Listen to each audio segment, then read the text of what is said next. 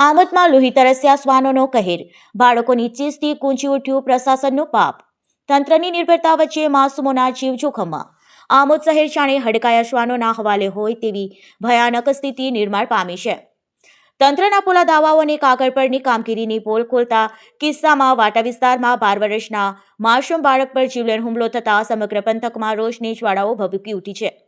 મદ્રેસાથી ઘરે પરત ફરી રહેલા નિર્દોષ બાળકને ફાડી ખાવાનો પ્રયાસ કરનાર આ શ્વાનો હવે આમોદના રસ્તાઓ પર યમદૂત સમાન સાબિત થઈ રહ્યા છે.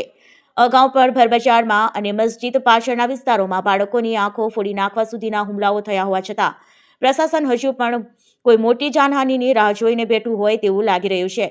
પાલિકા દ્વારા અગાઉ કરવામાં આવેલી દેખાડાની કામગીરી માત્ર ધૂળ નાખવા બરાબર સાબિત થઈ છે, કારણ કે શ્વાનોનો આતંક ઓછો થવાને બદલે વધુ લોહિયાળ બન્યો છે. વારંવારની રજૂઆતો અને હોબાળો છતાં તંત્રની આ ગુનાહિત બેદરકારીએ સ્થાનિકોના જીવ તાળવે ચોંટ્યા છે. જો સત્તાધીશો હજુ પણ કુંભકર્ણની નિંદ્રામાંથી જાગીને આ શ્વાનના રાજને કાયમી ઉકેલ નહીં લાવે તો રોષે ભરાયેલી જનતા રસ્તા પર ઉતરે તેવી પૂરેપૂરી શક્યતા છે. આમોદની જનતા હવે ઠાલા આશ્વાસનો નહીં પણ રસ્તા પર સુરક્ષિત ચાલવાની ખાતરી અને આ લોહી તરસ્યા શ્વાનોને કાયમી મુક્તિ જાગે છે. આમોદની જનતા લોહીથી ખરડાયેલા રસ્તાઓને પાલિકાના સત્તાધીશોને નિર્ભરતાની ચાડી ખાઈ રહ્યા છે. પાલિકા તંત્ર માત્ર કાગળ પર ઘોડા દોડાવવા અને આંકડાબાજીના વ્યસ્ત છે, જ્યારે વાસ્તવમાં શહેરના રસ્તાઓ પર હિંસક શ્વાનો રૂપી યમદૂતો ખુલ્લેઆમ તાંડવ કરી રહ્યા છે. જનતાનો રોષ હવે સીમા વટાવી ચૂક્યો છે. લોકોને સવાલ છે કે શું પાલિકા અધિકારીઓ માત્ર એસી ઓફિસમાં બેસીને કોઈ માસૂમોનો ભોગ લેવાની રાહ જોઈ રહ્યો છે? અત્યાર સુધી થાળી અને દેખાડો પૂરતી કામગીરીએ પાલિકાની પોલ ખોલી નાખી છે.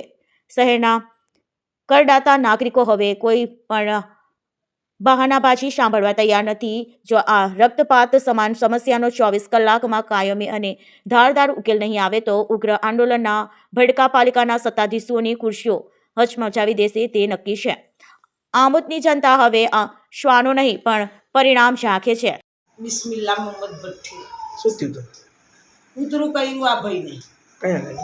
ઓરી ચકલેથી રાહીમ ઘર આવ્યું ત્યાં આગળ દુકાન છે ને ઓરી ચકલો છે. તે મદ્રસેથી આવતો હતો કૂતરું કહ્યું એને, એટલે અમે તૈયારી મેં લઈને આવ્યા. હું એની દાદી થઉં.